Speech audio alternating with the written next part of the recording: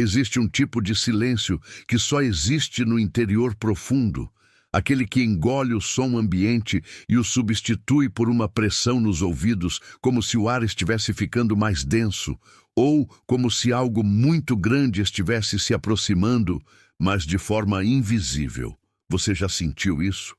Esse peso que não é físico, mas que se instala na sua mente quando você está absolutamente sozinho, na beira de uma estrada escura ou acordado às 3 da manhã olhando para o teto, é a sensação de que você está vendo o palco, mas não o que está agindo por trás das cortinas. E é exatamente essa a sensação que permeava o miolo do Paraná em 1913, onde a civilização se debatia contra a Mata Virgem e onde o vapor e o ferro tentavam, a todo custo, domar o que era inominável.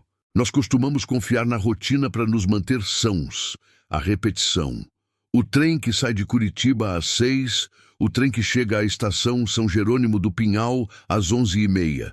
Essa previsibilidade é o que nos protege do caos. Mas o que acontece quando a rotina é mantida, mas a lógica desaparece?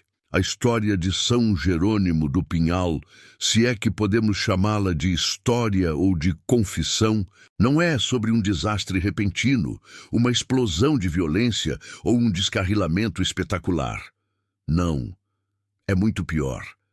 É sobre uma falha sutil, persistente, que se manifestava como uma ausência constante. São Jerônimo do Pinhal era um ponto minúsculo no mapa, essencialmente um acampamento madeireiro que cresceu um pouco mais rápido do que deveria, alimentado pela demanda insaciável de madeira e carvão. A estação era o centro nervoso, um pequeno prédio de madeira escura com telhas desgastadas, sempre coberto por uma névoa úmida que vinha da floresta e pelo cheiro denso de óleo e fumaça de trem. O responsável por manter a sanidade daquele lugar era Elias. Elias já tinha visto a passagem de décadas. Ele era o chefe da estação e, para todos os efeitos, a única testemunha ocular confiável dos eventos. Ele não era um homem de imaginação fértil. Ele era um homem de balanços e horários. Para Elias, um erro em uma planilha era mais assustador do que qualquer fantasma. E foi justamente nas planilhas, e depois na observação nua e crua, que o terror começou a se insinuar. Nos primeiros meses de 1913, o fluxo ferroviário estava normal. O vapor chegava, trocava-se a carga, os passageiros desciam e subiam, seguindo seu destino para o interior, ou retornando para a capital. Mas então, uma irregularidade que começou a se repetir com a mesma fidelidade de um ponteiro de relógio. Era sempre o trem das 11h30, vindo do leste, o expresso da carga e da esperança. Como era apelidado sarcasticamente. A primeira vez que Elias notou foi uma discrepância pequena. O trem parou, soltando seus ruídos metálicos habituais, exalando vapor, parecendo perfeitamente normal à primeira vista. Mas Elias, que conhecia o trem pelo som de seus vagões batendo, percebeu, havia um vagão a menos, não um vagão de carga, que às vezes era retirado em paradas anteriores por razões logísticas. Não, era um vagão de passageiros, um vagão de segunda classe. Elias confrontou o condutor, um homem robusto e barulhento chamado Benedito, que parecia estranhamente pálido e distraído, algo incomum para ele. «Benedito, onde está o C3?» perguntou Elias, apontando para o espaço vago atrás do vagão de correspondência. Benedito piscou, limpando o suor da testa. Ele demorou demais para responder. «C3, Elias? Acho que... Não. Ele não foi anexado hoje. Problema mecânico na origem. Não o trouxemos». Elias aceitou a explicação, embora sentisse um frio no estômago. O C3 era um vagão padrão, sempre lotado de operários e colonos. Não era comum que um vagão inteiro fosse simplesmente não anexado sem aviso, especialmente se estivesse lotado. Ele verificou o manifesto, mas para sua confusão, a lista de vagões apresentada por Benedito estava correta. O manifesto não listava o C3. O trem partiu. Elias ficou olhando os trilhos vazios, imaginando se o C3 havia ficado em algum lugar esperando reparos ou se algo mais havia acontecido. 2 semanas depois, o expresso da carga e da esperança chegou novamente às 11h30. E de novo, algo estava faltando. Desta vez, não era um vagão de passageiros, mas algo muito mais sutil, algo que só a observação minuciosa de um homem que viveu nos trilhos poderia captar. Desta vez, eram as portas do vagão de bagagem, o B1. O vagão estava lá, intacto, mas as grandes portas deslizantes de madeira em ambos os lados estavam seladas, não trancadas, mas como se tivessem sido soldadas.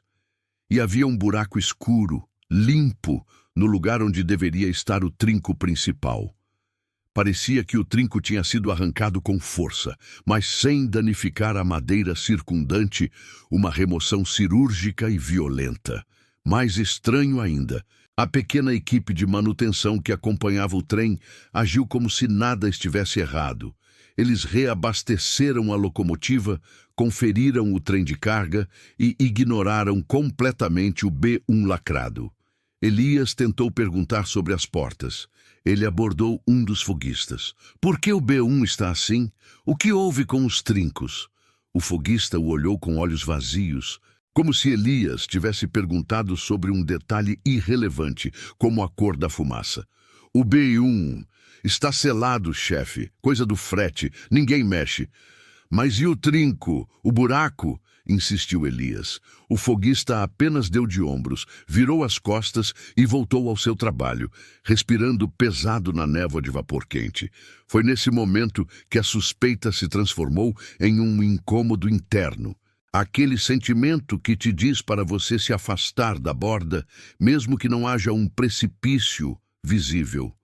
Se você está acompanhando esta descida lenta para o abismo, se essa sensação de que algo fundamental está errado, mas ninguém quer admitir, está começando a te atingir, eu preciso que você preste atenção. A próxima parte é a que realmente pesa. E se você sente esse peso, se essa história já te pegou pelo ombro, talvez seja melhor que você permaneça conosco até o final. Saber que há mais alguém ouvindo isso, que está disposto a descer nessa estação escura conosco, é um pequeno pacto de sanidade.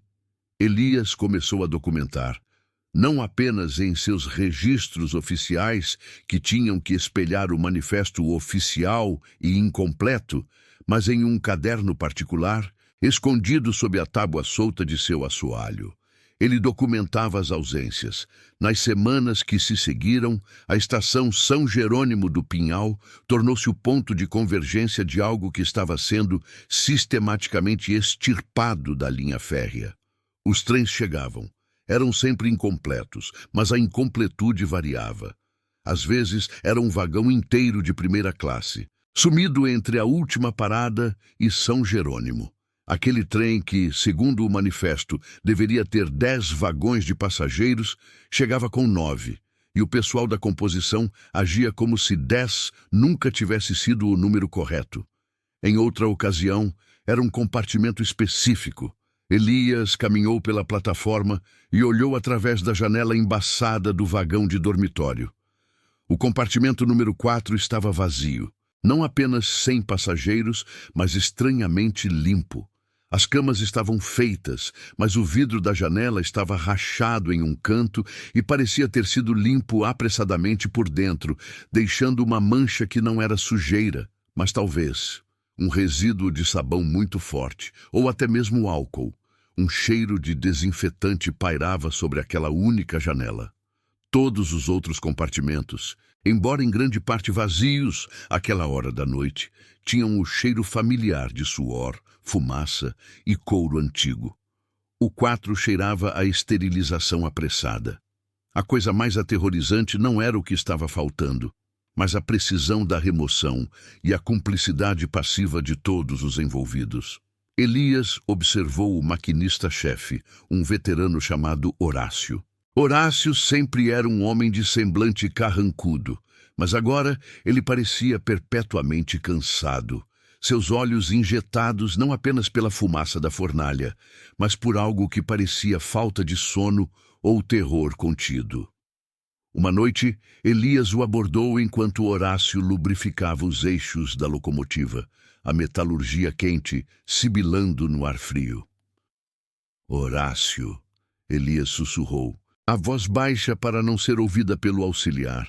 O que está acontecendo com os trens? Eles estão chegando cortados. Horácio parou o trabalho. Ele não olhou para Elias. Ele olhou para o ferro polido da roda da locomotiva, como se procurasse sua própria imagem no reflexo. Não estão cortados, Elias, ele respondeu, a voz rouca e sem inflexão. Você está cansado. O manifestou diz o que está aqui. É o que é. Mas o vagão 7, aquele que tinha o carregamento de café para Castro, sumiu. Era um vagão refrigerado, Horácio. Não se perde um vagão daquele tamanho no meio da linha, em 60 quilômetros de trilhos. Horácio finalmente levantou a cabeça. Seus olhos encontraram os de Elias, e foi como olhar para duas brasas morrendo sob a cinza. Havia um medo profundo ali, uma resignação sufocante. Elias, ele disse, quase um sopro, se você não vê, você vive. Se você vê, você precisa esquecer que viu e precisa agir como se não soubesse. Se você insistir em contar o que falta, você se torna o que falta. A frase ficou pendurada no ar úmido, pesada e predatória. Elias sentiu um arrepio que não tinha nada a ver com a temperatura da madrugada. Não era um aviso de um homem supersticioso. Era o reconhecimento de um homem que estava sendo forçado a participar de um pacto de silêncio bizarro, um acordo para ignorar a mutilação contínua de algo que deveria ser completo e seguro. O medo começou a se manifestar em Elias de maneira física. Ele parou de conseguir dormir mais de 2 horas por noite. Quando dormia, sonhava com o som de engates se partindo, um som limpo e metálico, seguido por um silêncio que ele sabia que não era o fim, mas a pausa entre a mordida e a mastigação. Ele começou a observar os trilhos mais de perto. São Jerônimo do Pinhal era a única estação intermediária em um trecho de linha que atravessava quilômetros e quilômetros de mata nativa densa. Se algo estava sendo removido, tinha que ser feito em um ponto onde o trem parava ou desacelerava. Mas não havia outros pontos de parada. A remoção ocorria entre a última estação confirmada e São Jerônimo. Elias, em sua vigília febril, começou a buscar por evidências ao redor de sua própria estação.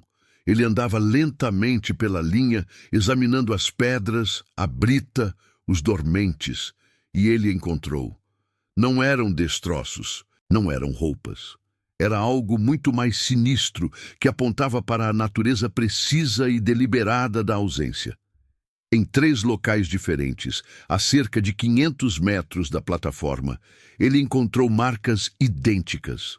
Marcas onde os trilhos haviam sido brevemente, mas intensamente, sobrecarregados. O trilho de aço estava levemente afundado, quase imperceptivelmente, no ponto exato onde a força de um peso descomunal teria se concentrado. E bem ao lado desses pontos de afundamento, na brita, havia pequenos pedaços de metal, brilhantes, recém-cortados. Não eram pedaços de engate que se quebrou por desgaste. Eram flanges de aço, limpos, como se tivessem sido cortados por um maçarico ou por uma lâmina infinitamente afiada, mas sem deixar rebarbas de queimadura. Parecia que o vagão ou o componente simplesmente havia sido destacado, separado. Na semana seguinte, o terror se tornou pessoal, atingindo a essência da vida na estação. O trem das 11h30 chegou com a locomotiva a vapor parecendo agitada. O vapor saía de forma irregular e o maquinista Horácio estava debruçado para fora da cabine, vomitando na brita. Elias correu até ele, ignorando o fedor de vômito e óleo. Horácio, o que houve? Horácio se endireitou, o rosto branco. Ele apontou para a locomotiva, a poderosa máquina que era o coração do trem. A fornalha, Elias. Ele engasgou. Ela não está completa. Elias inspecionou a locomotiva. A caldeira estava no lugar, o fogo crepitava, mas quando ele olhou para o sistema de alimentação de água, ele viu a ausência mais inexplicável até então. Faltava a alavanca principal da válvula de segurança. Era uma peça de bronze maciço, essencial para liberar a pressão excessiva da caldeira. Sem ela, o trem estava operando no limite do risco de explosão. E a ausência não era resultado de quebra. O encaixe estava limpo, os parafusos que a prendiam haviam desaparecido junto com a alavanca. Nós chegamos aqui, Elias, Horácio sussurrou, a voz baixa, o medo gelado na garganta. Nós paramos e eu precisei abrir o compartimento de suprimentos para checar o carvão. Eu estava lá dentro por 2 minutos, não mais. Quando voltei, ela tinha sumido. A alavanca. Uma peça fundamental da segurança, removida em 2 minutos, silenciosamente, a poucos metros do maquinista, enquanto o trem estava parado e sibilando. O que estava acontecendo naqueles trilhos não era o resultado de ladrões mesquinhos ou de desastres naturais. Era a ação de algo que sabia exatamente o que era essencial para o funcionamento do trem. E que estava pegando peças-chave, vagões inteiros, ou como Elias temia, pessoas, com uma precisão cirúrgica e um silêncio impossível. Essa coisa não queria destruir o trem, ela queria torná-lo disfuncional, incompleto. Ela estava colecionando ausências. Elias recuou, olhando para a locomotiva mutilada. Se a remoção podia ocorrer enquanto o trem estava parado, com o maquinista a metros de distância, então a linha férrea não era mais uma rota de transporte. Era uma armadilha que se movia. E São Jerônimo do Pinhal era o único lugar onde o objeto capturado, a ausência, era exposta brevemente à luz antes que o trem partisse, levando consigo a prova do que havia sido arrancado. Ele correu para o seu escritório, pegou o caderno, tinha que anotar. Alavanca de segurança, locomotiva 405, removida. Ele estava documentando a digestão gradual da ferrovia por algo que vivia no breu da Mata Paranaense, algo que só se manifestava no vácuo criado pela passagem rápida do trem. Elias sabia que sua vida dependia de continuar a agir como se a lista oficial de vagões, a lista que Horácio e Benedito aceitavam com seus olhos cheios de pavor, fosse a verdade. Mas ele também sabia que, quando os trens chegam sistematicamente incompletos, o maior perigo não é o que falta, mas o que sobra para contar a história. E com esse pensamento, Elias ouviu um barulho. Não era o sibilado da locomotiva ou o ranger da estrutura da estação. Era um som de arrastar, vindo do lado de fora do seu escritório, na plataforma onde a locomotiva jazia mutilada. Era o som de algo que era pesado demais para ser levado e que estava sendo puxado lentamente sobre a brita, na direção da escuridão densa da floresta. Um som que sugere esforço, mas não respiração. Elias se perguntou, o que é que falta no trem de hoje que é tão pesado que precisa ser arrastado? E por que o maquinista, que está vomitando logo ali, não está gritando? Você está sozinho em seu quarto. Você consegue ouvir o que está acontecendo no corredor agora? Eu sugiro que você olhe em volta, porque o Paraná de 1913 nos ensinou que, às vezes, o silêncio que segue uma ausência é apenas o som do que está sendo levado embora, e você só percebe que está faltando algo quando é tarde demais para fechar a porta. Você já pensou na forma como o medo, quando se torna cotidiano, deixa de ser um evento e se transforma em uma espécie de ar que se respira? Em 1913, naquelas terras frias do Paraná, a estação onde os trens chegavam incompletos não era apenas um ponto geográfico, era o epicentro dessa nova respiração. Era ali que a certeza do mundo se dissolvia, não com um estrondo, mas com um vazio metódico e silencioso. Nós discutimos antes a anomalia, o motor que chegava pontualmente, arrastando vagões suficientes para provar que a viagem havia ocorrido, mas insuficientes para provar que ela havia sido segura. Agora precisamos nos debruçar sobre o que acontecia entre as chegadas. O que se faz em um posto avançado de civilização quando essa mesma civilização envia sinais de que está sendo desmantelada peça por peça e você é o único que anota os pedaços faltantes? O medo do Station Master Manuel, aquele homem magro e pálido, não era o medo de um fantasma ou de um bandido. Era o medo da incongruência perfeita. Manuel tentava preencher seus relatórios com a precisão exigida pela central, em Curitiba. Mas como registrar a ausência de um vagão frigorífico que deveria conter 24 meias carcaças de porco e, no entanto, sequer havia sinal de que ele um dia existiu? Não havia destroços na linha, não havia sangue, não havia rastros de descarrilamento ou de ataque. Havia apenas a falha no inventário, a desmaterialização cirúrgica. Imagine a cena. A noite úmida, o farol fraco da locomotiva cortando a névoa pesada da Mata Atlântica. O trem chega, aquele chiado familiar dos freios a vapor, mas logo após o som gutural do motor, o silêncio. Um silêncio que se estende por mais tempo do que deveria. Você, Manuel, contando as janelas no escuro, o coração batendo no ritmo da máquina. 1, 2, 3, 4, aí o vácuo. Onde deveria estar o quinto vagão, há apenas o engate de ferro exposto do quarto, polido e frio, como se nunca tivesse segurado nada além do ar rarefeito. Essa falta era a verdadeira presença. Ela assombrava a estação com uma consistência perturbadora. Os trens de passageiros eram os piores. Se o vagão sumido fosse de carga, a central podia atribuir o prejuízo a ladrões ousados ou burocracia desorganizada. E Manuel, com a pena trêmula, registrava a perda material.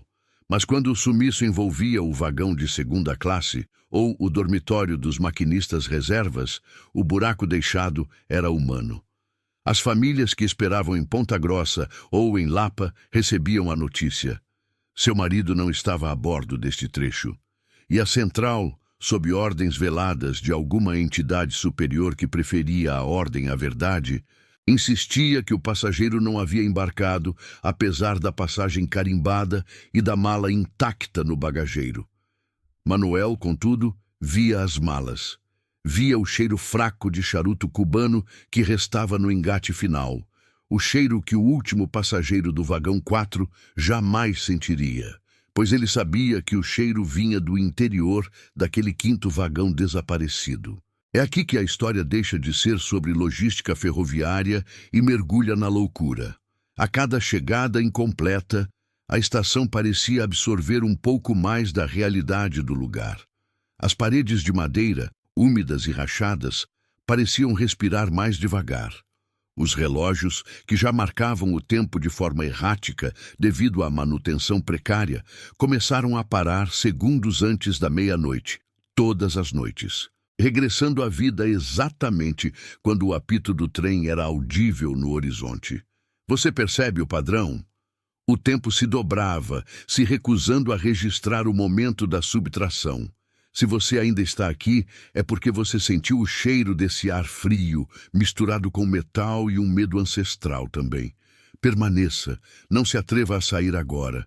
Há coisas que só podem ser vistas até o fim. E talvez nos unir na vigília seja o único modo de nos protegermos deste tipo de esquecimento forçado.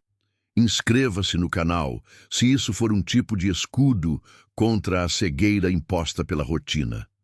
Manuel começou a desenvolver sua própria teoria. Ele não a escrevia nos livros oficiais, mas sim em pequenos cadernos encerados que escondia sob as tábuas soltas do piso. Ele chamava o fenômeno de a absorção silenciosa. Não era que os vagões fossem roubados, era que eles eram necessários para a passagem. Ele imaginava a linha férrea não como trilhos de ferro sobre dormentes, mas como um longo e negro tubo digestivo. E para que o alimento, a locomotiva e os vagões restantes pudesse seguir adiante, uma parte tinha que ser retida, assimilada pelo ambiente, para pagar o pedágio da travessia. O que exatamente absorvia esses vagões? A mata? O solo rico e vermelho do Paraná? Ou talvez fosse algo que corria por baixo dos trilhos, uma veia subterrânea de algo faminto e indiferente que só se manifestava no momento de pico do vapor e da velocidade? Pense nos detalhes sensoriais que o levavam à beira do colapso. Quando um trem chegava completo, o que acontecia ocasionalmente apenas para manter a ilusão de normalidade, ele vinha com o som usual, o motor, o barulho das rodas e o ruído contínuo do atrito. Mas nas noites de absorção silenciosa, havia sempre uma interrupção. Minutos antes de o farol aparecer, quando o trem ainda era apenas um tremor distante, Manuel ouvia, não o chuga-chugue usual, mas um som fino, alto, como o esticar de um fio de seda que está prestes a arrebentar, seguido por um silêncio absoluto de 3 a 5 segundos.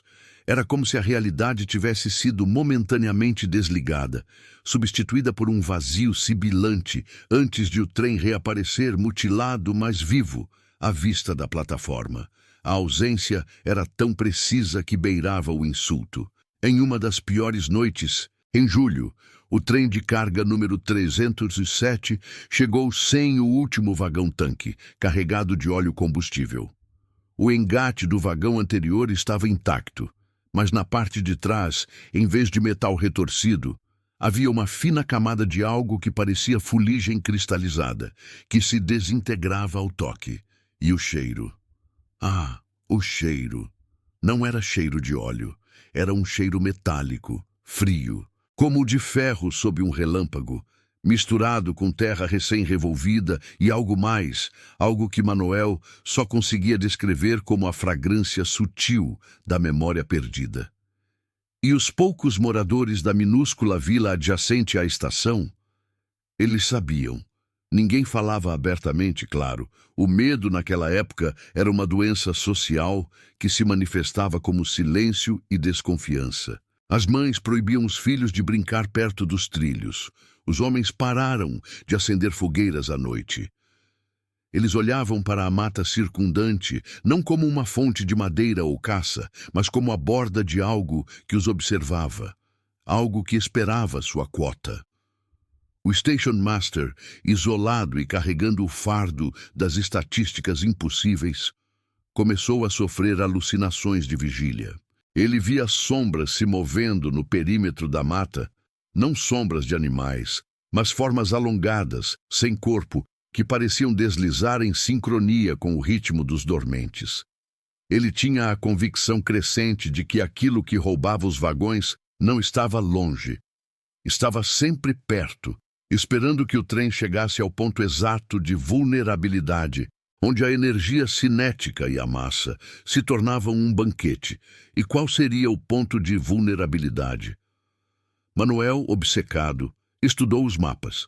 Notou que todos os sumiços ocorriam dentro de um trecho específico de 10 quilômetros da linha, conhecido localmente como a Curva do Grito Silencioso, um nome antigo datado de antes da ferrovia, quando tropeiros e exploradores já sentiam um desconforto profundo ao atravessar aquele vale. O que havia ali? Apenas uma descida íngreme e, no final dela, uma ponte de pedra sobre um riacho seco. Era ali, na transição da velocidade para a estabilidade, que a absorção acontecia. Era como se a própria estrutura da ponte fosse um dente, e o trem, ao passar, fosse forçado a deixar parte de sua carne para trás. Manuel começou a anotar o peso exato de cada trem na partida e o peso registrado pelo maquinista na chegada. A discrepância não era apenas o peso dos vagões. Frequentemente, faltavam toneladas de massa que não podiam ser explicadas, nem pela carga roubada, nem pelo vapor perdido. A massa desaparecia. Você pode imaginar o terror de Manuel ao perceber que a perda não era acidental, mas quantitativa. Algo estava comendo o peso. Ele tentou alertar o telegrafista em Lapa. Enviou mensagens cifradas sobre anomalias de peso e composição. As respostas eram sempre frias, técnicas. Corrija os instrumentos de medição. A linha está operacional. O silêncio da central era cúmplice, opressor. Não era que eles não soubessem, era que a ferrovia era vital para o crescimento da República, e se o preço dessa prosperidade era o desaparecimento esporádico de um vagão ou de alguns passageiros, esse era um custo que o progresso estava disposto a pagar. E isso, meu amigo, é o ápice do horror psicológico, a descoberta de que seu terror é a fundação silenciosa do conforto dos outros. Na estação, Manuel começou a deixar oferendas perto dos trilhos, na esperança de apaziguar aquilo que residia na curva do grito silencioso. Pequenos pedaços de carne seca, moedas antigas. Ele achava que se alimentasse a coisa, talvez ela não precisasse se alimentar do trem. Claro, não funcionou. A fome da curva não era material. E então veio a noite do último trem do mês. O trem especial que transportava a correspondência de alto valor e, mais crucialmente, os novos cadernos de registro para Manuel. Ele precisava daqueles cadernos para manter a sanidade.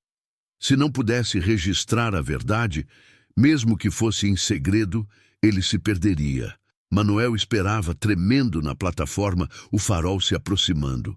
O som começou. O chug-chug, o vapor, a velocidade. E então, o som sibilante e fino, a interrupção de 5 segundos. O ar se tornou denso, quase impossível de respirar. Quando o motor emergiu da névoa, ele estava intacto. O primeiro vagão, intacto. O segundo, intacto. O terceiro. Eram 6 vagões ao todo. Ele havia conferido o manifesto. 4, 5, 6. O trem estava completo. Manuel respirou aliviado. Um grito silencioso de vitória contra o vazio. Ele acenou para o maquinista, que parecia exausto. O trem começou a reduzir a velocidade, passando lentamente pela plataforma, e foi aí que o horror atingiu seu ponto mais íntimo e perverso. Os vagões estavam todos ali, mas enquanto o 6º vagão deslizava lentamente à sua frente, Manuel viu. As janelas estavam quebradas, mas não estilhaçadas. Estavam simplesmente vazias, como órbitas oculares sem globos. E através delas, Manuel viu o interior do vagão. Não havia correspondência, não havia carga. O interior estava coberto pela mesma fuligem cristalizada que ele havia visto no engate. E no meio do vagão, onde deveria haver prateleiras de correio, havia apenas uma grande, escura e côncava formação que parecia uma pegada invertida, como se algo imenso e invisível tivesse pressionado o ar para fora do espaço, levando consigo o conteúdo. O trem estava completo, sim, mas um dos vagões havia chegado vazio de maneira impossível, drenado por dentro, permanecendo apenas a casca. Manuel correu para o final da plataforma. Ele tinha que ver o engate do último vagão. Ele tinha que ter certeza de que o trem estava se movendo para Lapa completo. O maquinista acelerou novamente e o trem partiu. E conforme a máquina se afastava, o barulho das rodas no trilho do 6º vagão soou diferente. Não era o som pesado de metal sobre metal, era oco, um som de tambor reverberando no vazio. E no exato momento em que o trem desapareceu na escuridão, a luz da lanterna de Manuel, que ele segurava firmemente, piscou e se apagou completamente. Ele estava sozinho na escuridão, a prova de que a ferrovia não estava mais roubando pedaços de ferro, mas sim a essência das coisas, deixando apenas os invólucros para trás. Se você está sentindo esse frio agora, se você entendeu a gravidade de um objeto que existe, mas é essencialmente nulo, deixe um comentário abaixo, apenas com as palavras "eu ouvi isso" ou "não estou sozinho". Compartilhe isso com alguém que você sabe que precisa de uma testemunha para o que está acontecendo nas sombras, porque o pior ainda está por vir. A descoberta de que esses vagões vazios e completos não eram o fim da história. Eles eram apenas o começo da nova carga que a linha começaria a transportar. E essa carga, meu amigo, era a própria ausência. Você já parou para pensar que as ausências têm peso físico? Não é só a falta, mas o que sobra depois que algo grande foi arrancado de onde deveria estar. Naquele trecho do Paraná, em 1913, na fatídica estação Tupi, Júlio finalmente compreendeu que ele não estava registrando perdas. Ele estava catalogando o que o vazio havia rejeitado. Ele não era um funcionário da Estrada de Ferro. Ele era um escriba da entropia, um notário do irreal. A loucura não chegava mais em sussurros nas janelas lacradas, nem nas manchas úmidas que pareciam se mover no teto. Ela se manifestava agora como um frio cortante, um frio que não vinha da neblina da madrugada, mas sim de um lugar onde o calor e a vida eram commodities desnecessárias, já consumidas, o último trem. Esse era o código que pairava sobre a estação Tupi. Aquele que, segundo os cronogramas internos jamais enviados a Júlio, deveria ser o último comboio daquela noite, o expresso que faria a conexão mais longa, vindo de muito longe, trazendo a carga mais vital e, consequentemente, a perda mais significativa. Júlio esperava-o no escritório, a lâmpada de querosene tremendo em cima dos papéis encharcados de tinta e suor.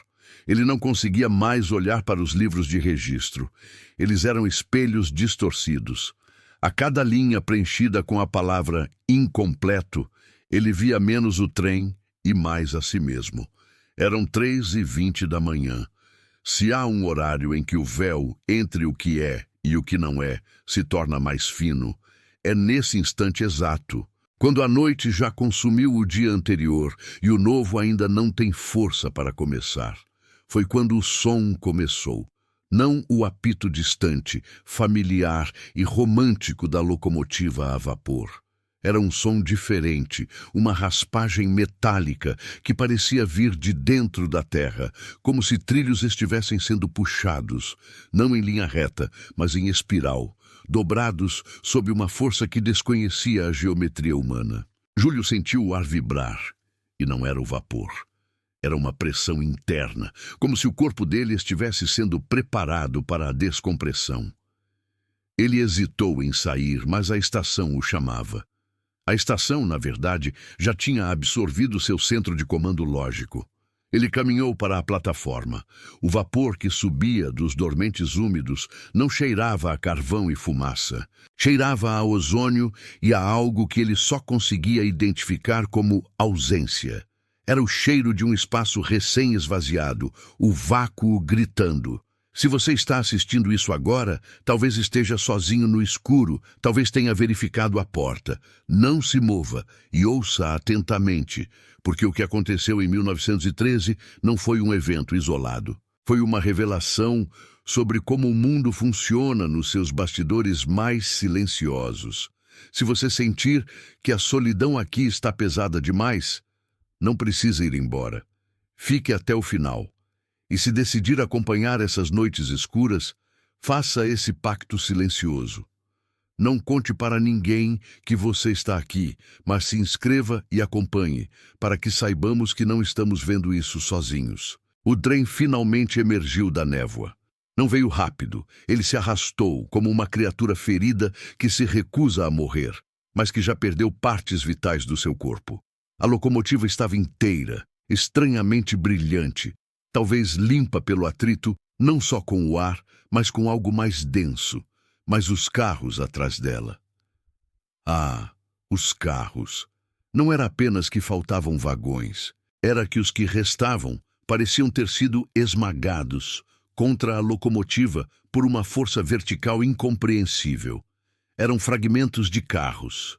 O segundo vagão tinha apenas metade de sua extensão. Ele terminava abruptamente, não em um engate quebrado, mas em uma superfície lisa, quase polida, como se a outra metade tivesse sido fatiada por um calor intenso e cirúrgico, ou melhor, removida por uma borracha invisível que apagou sua existência do tecido da viagem. Júlio viu pela primeira vez o que os olhos não foram feitos para ver. Na lacuna entre a locomotiva e o que restava do segundo vagão, o espaço vazio era espesso. Não era o ar noturno, era algo que vibrava em um tom baixo e inaudível, uma sombra que parecia engolir a luz da própria lanterna de Júlio. Era ali que o incompleto residia. A estação Tupi não era um terminal ou um ponto de parada. Ela era o ponto focal de uma fenda, um tear onde a realidade cedia para que a coerência pudesse ser roubada. O que chegava incompleto não eram carros, eram pedaços de narrativa. Cada passageiro, cada carga, cada plano de viagem tinha uma lógica, um propósito. O que o vazio tomava não era o corpo, mas o elo causal, a razão pela qual aquele corpo estava ali, o destino que o aguardava, a memória que o fazia ser quem era. Júlio se aproximou da lacuna, sua lanterna tremendo tanto que o feixe de luz parecia se desfazer. Dentro daquela ausência densa, ele não via o mato nem o céu. Ele via cores impossíveis de descrever, flashes de geometria que desafiavam o entendimento, como se estivesse olhando para a parte de trás do universo, onde as regras são escritas em tinta que causa dor de cabeça só de tentar decifrar. E então ele a viu. A mão. Não era uma mão humana, nem mesmo animal. Era uma projeção espectral. Uma silhueta de força que parecia feita de puro magnetismo e desesperança. Ela não tocava o metal, mas o ar ao redor do trem gemia sob sua influência. Ele percebeu que essa mão, essa entidade, não estava dentro da estação. A estação era o seu ponto de acesso. Tupi era a cicatriz. A mão estava trabalhando, metodicamente. Ela estava puxando algo de dentro do segundo vagão que ainda estava ali. Não era um caixote ou uma mala, era mais sutil. Júlio cambaleou para trás, caindo de joelhos nos dormentes, sentindo o cheiro de ferrugem fria. Ele viu a mão espectral, enorme, arrancar o que parecia ser um fragmento de vidro quebrado. Mas quando o fragmento desapareceu na lacuna, o vagão estremeceu e a cor se esvaiu das janelas restantes. Era o fragmento de um sonho, ele percebeu. O sonho que um passageiro tinha sobre o que faria ao chegar no seu destino, a motivação íntima que dava sentido à sua viagem. Sem esse sonho, o passageiro continuaria ali, talvez, mas seria apenas uma casca, um corpo sem intenção, um fardo inerte para o maquinista. Os trens chegavam incompletos, não por acidente ou sabotagem humana. Eles chegavam desprovidos de significado. Júlio se levantou, tomado por uma clareza terrível. Os registros incompletos que ele havia feito não eram erros. Eram a prova de que ele estava no lugar certo para ver a verdade. Ele era o único a ter registrado a exata natureza da perda. Não o que faltava, mas o vazio que sobrava. O maquinista do trem expresso da entropia, um homem magro e pálido que parecia ter envelhecido 100 anos na viagem, olhou para Júlio. Ele não desceu. Seus olhos eram opacos, cheios da poeira que se acumula onde as memórias foram varridas. Ele não viu o trem mutilado. Ele via apenas o fim da linha, o ponto onde sua responsabilidade terminava. Ele era um homem que havia perdido sua capacidade de se surpreender, e talvez, junto com ela, a alma. Júlio percebeu que ele mesmo era o próximo pedaço a ser retirado. Ele tinha registrado demais. Ele tinha compreendido o funcionamento da fenda, e o vazio não podia permitir que sua metodologia fosse conhecida. Ele correu, não para longe, não para a pequena casa onde morava ao lado da estação, que agora parecia tão frágil quanto o papel. Ele correu de volta para o escritório. Ele pegou o último livro de registros, o que ainda estava aberto. Sua mão tremia incontrolavelmente, mas ele pegou a caneta tinteiro. Ele não tinha tempo para escrever uma denúncia ou um pedido de socorro. Ele tinha tempo apenas para um último ato de coerência, um último pedaço de verdade antes que a mão o levasse. O som do metal se retorcendo estava mais alto. A locomotiva começou a se afastar, arrastando os restos mutilados para que o vazio pudesse se concentrar no que sobrou na plataforma. Júlio. Com a caneta na mão, ele escreveu, não no livro de registros, mas na última folha solta que usava para rascunhos. Ele escreveu sobre a mão, sobre o cheiro de ozônio, sobre os sonhos roubados. Ele descreveu a estação Tupi como ela era, um dreno. E enquanto a mão espectral se projetava através da porta do escritório, esmagando o caixilho com uma pressão invisível, Júlio sentiu a ponta da caneta se quebrar no papel. Ele sentiu o ar frio penetrar em seus pulmões, não como uma brisa, mas como um preenchimento forçado. A mão o alcançou. Não houve dor física, não houve sangue, nem mesmo um grito audível. Houve apenas a remoção. O que o vazio levou de Júlio não foi seu corpo, que caiu no chão, inerte ao lado da escrivaninha. O que foi levado foi a capacidade de testemunhar. A entidade levou o conhecimento de que o incompleto era o padrão, não a exceção. Ela levou a dissonância. Quando o sol nasceu sobre a estação Tupi naquele dia, apenas o silêncio e o cheiro residual de umidade e ozônio pairavam no ar. O trem havia sumido. Os trilhos pareciam normais, duros e paralelos. E no chão do escritório, o corpo de Júlio estava ali, intacto. Mas se você olhasse de perto, veria que seus olhos estavam abertos, fixos no teto, mas não havia reconhecimento neles. Não havia memória, nem medo, nem mesmo a simples consciência de ser. Ele era um Júlio perfeitamente preservado, mas sem a peça fundamental que o conectava à sua própria história, à sua jornada até aquele ponto final. Ele era um vagão abandonado, aparentemente completo, mas sem a carga vital. A folha de rascunho que ele tentou esconder sob os registros estava amassada, mas legível. Havia apenas uma frase, escrita com a tinta preta vibrante que só o desespero consegue produzir. Tudo é um engate que pode ser quebrado. Eles levam a razão de ser, e a conclusão mais aterradora de todas. Ninguém jamais procurou por Júlio, porque no momento em que a mão o tocou, a memória dele também foi apagada das mentes daqueles que o conheciam. Ele não havia desaparecido. Ele havia se tornado desnecessário para a coerência do mundo exterior. A estação Tupi permaneceu ali. Por que foi abandonada? Não por medo, mas por burocracia. Os relatórios continuavam a chegar em Curitiba, sempre faltando o registro de 1 ou 2 vagões. Eventualmente, o governo federal, cansado dos prejuízos inexplicáveis, simplesmente riscou Tupi do mapa operacional, atribuindo as perdas a um erro contábil ou à ineficiência regional. A estação Tupi, assim, tornou-se o perfeito local de alimentação. Esquecida, silenciosa, sempre pronta para receber o próximo trem que passaria pela fenda.